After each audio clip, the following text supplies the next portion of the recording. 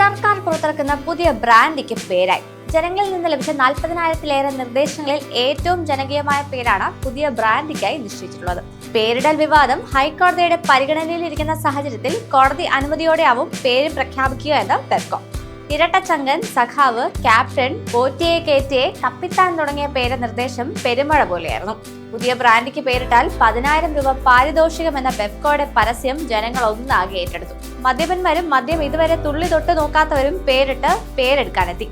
ഏത് പേര് തെരഞ്ഞെടുക്കുമെന്ന ആശയക്കുഴപ്പത്തിലായി പെപ്കോ.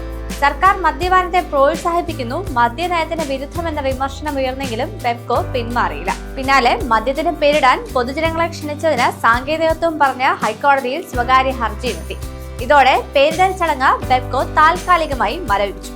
ഈ മാസം 21-ന് സർക്കാരിന്റെ ഉടമസ്ഥതയിലുള്ള പാലക്കാട് മേനോൻപാറ പ്ലാന്റിൽ മദ്യനിർമ്മാണ യൂണിറ്റിന്റെ ഉദ്ഘാടനം നിശ്ചയിച്ചിരുന്ന സാഹചര്യത്തിൽ അതിനു മുൻപ് പേര് വന്നേക്കും. അല്ലെങ്കിൽ ചടങ്ങിൽ വെച്ച് പേര് പ്രഖ്യാപിക്കാനാണ് സാധ്യത.